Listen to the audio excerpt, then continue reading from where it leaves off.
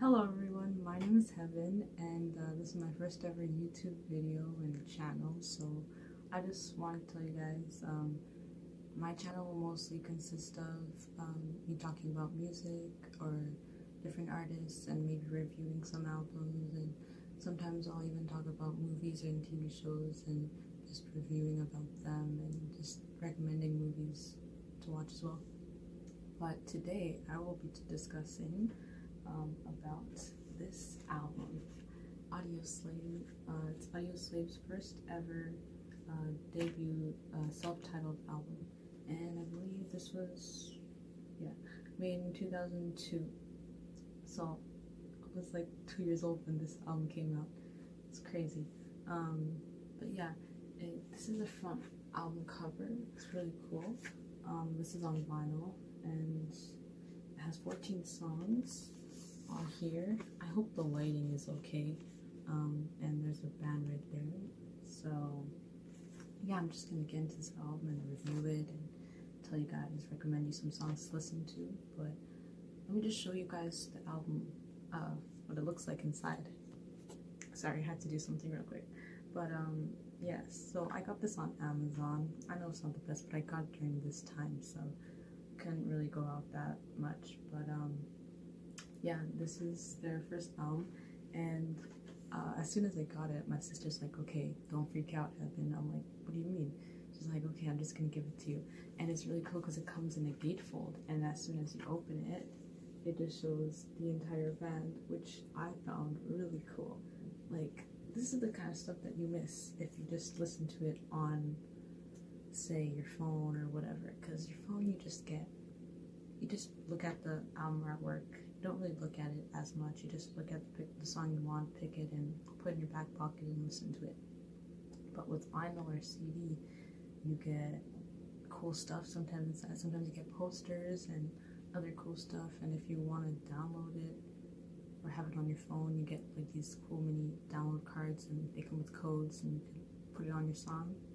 But yeah, and this also comes with the inner sleeve as well for the vinyl, and they have credits and some lyrics as well, and just really pretty artwork again.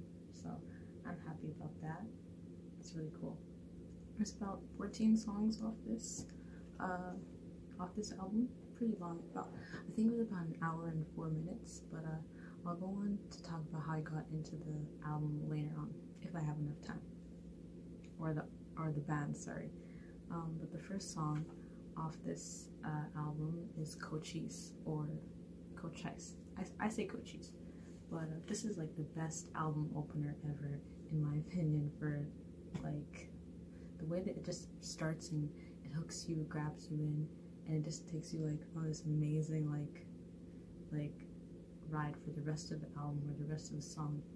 And it's really cool because you get a whole lot of surprises from the song, especially from Cornell or any of the other band members, and you get really like powerful vocals throughout this song. And there's this really cool part in Cochise where he's just like screaming really loudly, and this is one of my little sister's favorite songs ever, because the music video is just so freaking badass, and I think that's why she likes it as well. It's just fireworks everywhere. I highly recommend you guys check it out. You guys won't be disappointed. It's really just a good, just good ass song. I can't explain it. It's just amazing. But yeah, my little sister loves it. I'm so happy I got her into Audioslave. I didn't know she would like it, but I was really surprised. Now she just plays it like everywhere, and even when we're in the basement listening to watching a movie, she's like, oh, can we go on YouTube and just watch the music video? And I'm just like, okay. But yeah, I just love this song. And even at the end in the music video, you see them like all coming together and just hugging, and it's just man, I just love it, you know. But yeah, next song is Show Me How to Live. This is a kick-ass tune to drive to. If you guys drive, you guys need to play this song while driving, trust me. And even not just that, the song is just badass. The music video is just, I'm losing my words, I can't talk. But yeah, it's just really cool. It's like kind of a car chase, them trying to get away from the cops and stuff. But I love music videos, and when it comes to music videos back in the day and how they were before, they just spent so much time trying to make like just spent so much time and effort making music videos than the way it is nowadays, you know? Because nowadays they don't really care, they could just do it whatever, but they made it more interesting. And I love how back in the day we had stuff like what was it, MTV and Watch Music, because that's how I figured out about artists like The Verve, Coldplay, OneRepublic, Oasis. Even though some people don't like much music, I don't know why, but I enjoyed it. That's how I found out my music and my music taste. So yeah, and okay, during this song I want to talk about, at the end he does this really cool thing with his voice. It goes through like this. It's kind of weird, but he goes and he does it better. That was just a bad example of how I did it, but he does it way better. And they I watched it live on, I think they're performing in Germany, 2003 or something, but it was just super cool. Like, you never thought doing something like that with your voice could fit in a song, especially when it's that weird. I don't know, I just found it really cool, and it sounds really cool as well. It fits into the studio version as well. You didn't know it could fit. Like, it sounds really strange, but it's just so, like, cool. I didn't know any other artists that could come up with that and be like, yeah, I want this at the end. It's just like, can we even do that? But it fit, and it sounds so cool. But yeah, that's Show Me How to Live. Check the music video out to you guys, and I'll try to send or put some stuff on the description for a link for you guys to watch, especially some live concerts.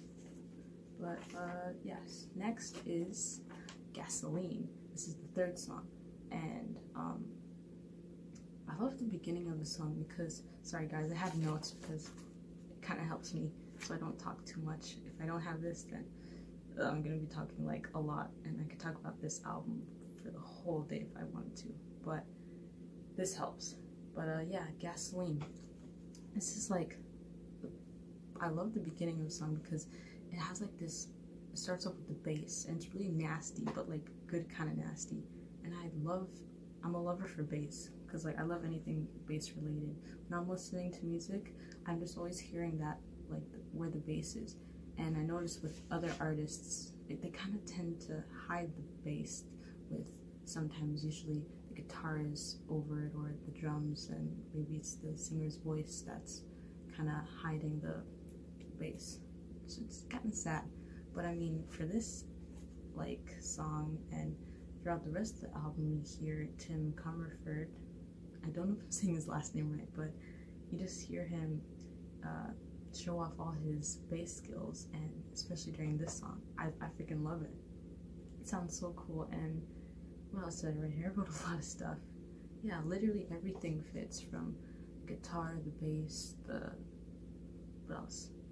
The drums, sorry, the drums and everything. And then just after that 10-second opener towards the song, Chris vocals, Chris starts to sing, and it's just really quiet and smooth, and then boom, it starts to build back up and gets louder, and then you tend to put the volume a bit down so you don't damage your ears. But for me, I thought that I could put the volume up because it was kind of like getting quiet, but then just boom in your face. It's kind of hard to explain, but that's what a lot of Audioslave songs do, so I tend not to get too comfortable when putting the volume up a bit too high, because I never know when they're gonna do something crazy like that. So yeah, it's a good song filled with so much energy, and I love it. Next song is What You Are. This is my favorite song off their self-titled album. What I get from it, especially when I read the lyrics, is how he's exposing someone, maybe because of a bad situation or friendship or relationship that he was in, and how they're no longer in his life, or how he can move on and be free from whatever they were, what was bothering him. And I could relate to the song because I feel like that sometimes when I'm with a friend or don't have a good situation going on, and you kind of just like, okay, I'm out of that for good. I get a fresh plate, I get to start all over again. That's why I really like this song. What else did I write down? Yeah, just pretty much saying how you're finally free from what they were. But yeah, I really like this song. Next is Like a Stone. Y'all, okay, for those of you who don't know, this is Like a Stone is the best. Like every Chris Cornell or Audioslave fan always talks about this song because it's one of his best Audioslave songs, one of the best songs he's ever written. And it's just, especially when he sings this song live in particular, especially when you see him sing it live during like YouTube and stuff, or even if you've ever seen him, I just see him like always get like, he's just in his zone, like nothing is distracting him or bothering him, it's just him and the music, and nothing's in his way. He's just focusing on the words and just that's it. And I just love witnessing that when I see that with them, like when I watch the live video, or even when I see other artists do that, they just get lost in the music. It's like, you know, they actually mean it. I don't know, that's just what I find cool. But yeah, this song gives me chills, especially because he's so honest with what he's writing down, and it's really deep lyrics if you read it. And it's just sometimes, oh my gosh, the light, sorry, this is bad lighting, but it's just, you know, sometimes you don't know how to express the way you feel, but this song, okay, what did I write down? Yeah, you need to hear like some songs that recognize the pain that you're going through, because sometimes you don't know how to express it, like I said. But when it comes to Chris Cornell's music, I just feel like there's so much like throughout his music and the rest of his music that it just explains everything that I've always been wanting to say or ever felt, and it just makes me feel like, you know what, I'm not the only one going through this, or not the only one. You know, there's a lot of other people that are going through the same situation. So yeah, that's why I really like his music, and especially this song. But yeah. Next song is Shadow on the Sun. This is the song that I heard when I was little from watching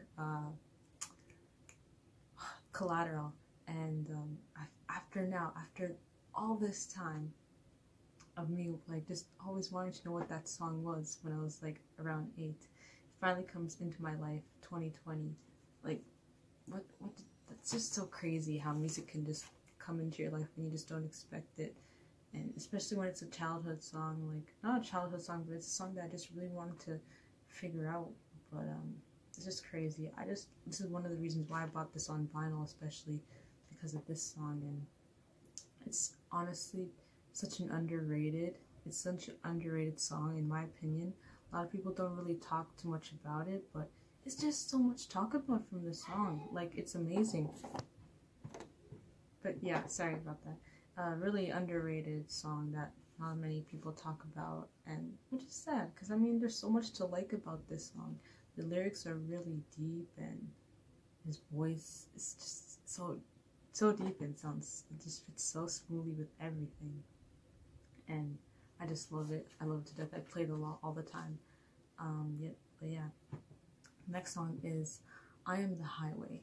Now this is a song for me that has, I love how songs give you memories of maybe something that you remember from a long time ago, or maybe it's a song that something happened recently. But with this song, it's crazy because I remember it was my sister and the rest of us, we were in the car, we were driving, and I was sitting in the back seat.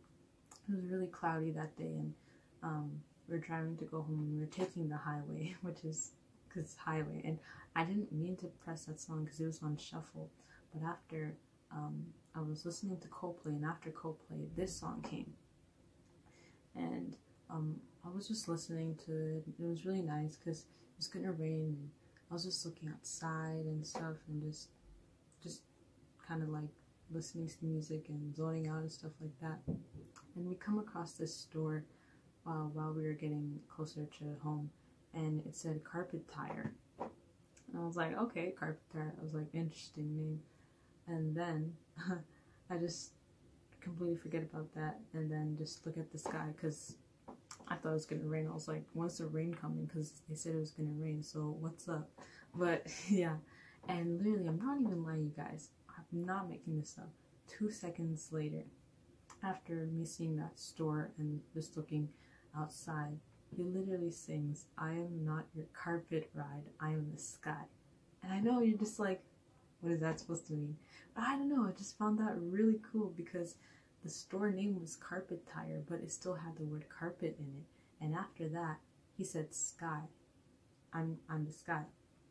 And I was just, before that happened, I was just seeing the store Carpet Tire and just looking outside at the sky. It's really crazy. I told my sister, she's like, okay, whatever, you're a geek, get a life. And I'm like, okay, I guess she doesn't care. So I thought that was pretty cool. So every time I listen to this song, it just takes me straight to that moment. Sorry guys, this is not the best time to be filming because everyone's here in the house right now. So, but yeah, this, I'm the highway. That's a good memory I have from this song. But what else? This is a really also uplifting song because it just, I don't know, what did I write here? Sorry, I'm losing track here. Where did I leave off? Yeah, it kind of makes you feel hopeful and free because it tells you, you know, how you're in control of your own life, not anyone else. Don't let anyone else be in control. Don't let anyone put words into your head. You're in control of your life and the way you want to go, so just do it. Focus on your path and just drive to your destination without hearing the judgment or the opinion of other people. That's what I get from this song. So I love it. I love it to death. I play it so much. It just really gets you, especially when you're down, you listen to the song, especially now because it's almost winter. I feel like this is gonna be like one of the top songs from what I listen to. But yeah, next is it Exploder? Yes, next is Exploder. This is an absolute tune. The song just takes you on a journey, and when you read the verses, hold on, oh dang it, okay, I'm gonna have to pause this and show you one of the lyrics I absolutely love from this song. Just give me a minute. Okay, I'm back. I just had to tell you guys which part, like what lyric part. It's in the chorus, if I could find it. This is my favorite part of the song, is when he says, "If you're free, you'll never see the walls. If your head is clear, you'll never free fall. If you're right, you'll never fear the wrong. If your head is high, you'll never fear at all." Like, come on, even the last part, if your head is high, you'll never fear at all. This guy knows how to write music, let me just say. I wish I knew how to write like this. This is what I've been trying to like get, you know, make someone understand. But like, sorry, I'm freaking out again, but I just love this song. A lot of people don't really talk too much about it, but I kind of like it too. Even during the verses, it tells you a story about a man, and I don't know, it's really interesting. Something about that happens in his life, and some talks about his daughter or something like that. But I really like this song. Really interesting. And yeah, next is Hypnotize. To be honest, I wish this song was a bit longer because it's really good and also another underrated gem. But there's this really cool part that I don't want to spoil for you guys, but Tom Morello does this amazing epic solo part. I don't know which part of the song it's in, but I don't remember, but I'll have to look at it again and maybe write it down. But it's really cool, and you guys could be the judge of how good his solo part sounds in the song. But yeah, next is Bring 'Em Back Alive. the beginning of the song sounds really pretty and just smooth and, you know, just like chill, and then it's and the end, like the middle part starts to like kick off, and it's a really good headbanger tune to jam your head to, and it's really grungy kind of. It reminds me of Soundgarden and mixture of Soundgarden and Rage Against the Machine, kind of that style, because more grungy, but it's really good. I enjoyed it. It's a good ass tune. Next is Light My Way. Oh, this song, I love this song so much because anyone could relate to this song if they just dig into the lyrics, and they could just find anything throughout the song. But the way I interpret it is, I wrote that it's a song that it's a song that explains how someone's going through a difficult time in their life, or things aren't working out, and all they can do in that moment, at that time, is pray for things to get better, and asking and praying for a light so it can guide them and light their way, just like the song says, "Won't you light my way?" But there's a lyric, I think, where he talks about where he's like, I think he says he prays about something, or maybe that's another song. I don't know, but no, actually, I'll find it for you guys. Yes. In my hour of need, on a sea of gray, on my knees I pray to you, help me find the dawn of the dying day. That's what I got from that, but you can interpret it the way you want, but I just really love this song, because I could deal with it too. Like, anytime I go through a bad point in my life, I just need to pray about it and just find that light, or find someone to help you along the way so you don't give up, you know? But that's why I feel a connection to this song. And we're almost done. We have 2 more songs left. But yes, okay. The next song is Getaway Car. And this is a list of one of the songs I have to learn before 2020 ends. I have to learn how to play a song on guitar.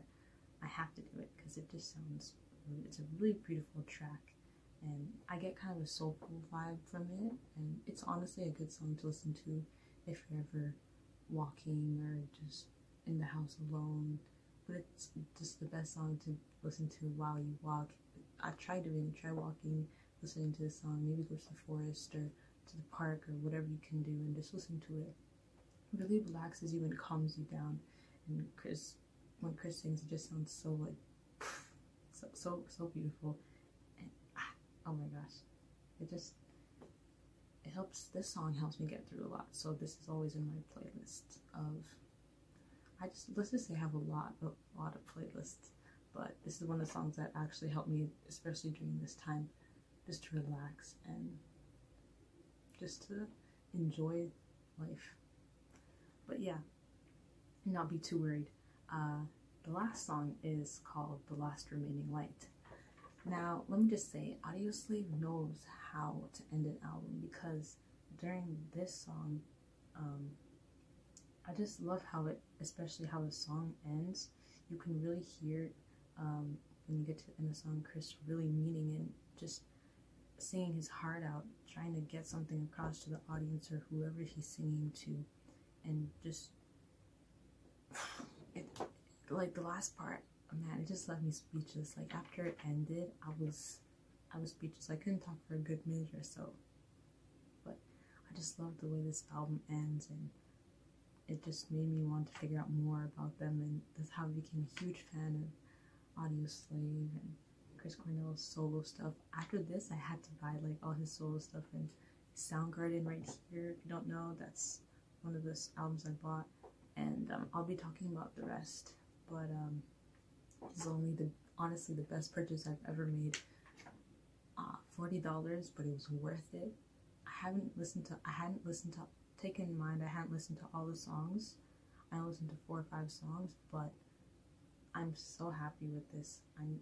All the songs on this are so good. I can't put anything negative towards the song, because I don't even know how to rank it, to be honest, but I'll try doing that and maybe see how it goes. But later on when I listen to it, I'm gonna listen to it tonight as well. But man, Audioslave, give Audioslave a chance, because they're such a, like, no one really talks about them. I was talking to some people about them, they're like, who's that? I'm like, y'all, please. But you know, that's just that. That's why I wanted to talk about bands that are just really underrated and only got a little bit of famous during this particular period of time, but didn't like span across, because they kind of broke up after making 3 albums. But I can't wait to talk about them and collect more of their stuff, and I'm just so excited. But yeah, now I think I still have time to talk, but man, I'm just so happy that my sister was talking to someone that was a huge fan of Audioslave, and she asked me if I knew about him, and I was like, I don't know, but I wanted to check him out, and I'm just so happy that I figured out about his music. And the first music that got me hooked was him doing a studio jam session of Hungerstrike, and oh my gosh, after hearing that song, I had to check him out. Like, that song was constantly always on repeat. But I'm just so glad that this music came in my life now. It's like, and I'm so happy that everyone likes it, and I hope you guys like it, and I want to know what you guys think of Audioslave. Any of you fans out there, if you guys are just a great place to start. YouTube is your best friend. We got lots of time to talk and discuss about music, so let me know your thoughts. And I'm running out of time, so see you guys later. Peace.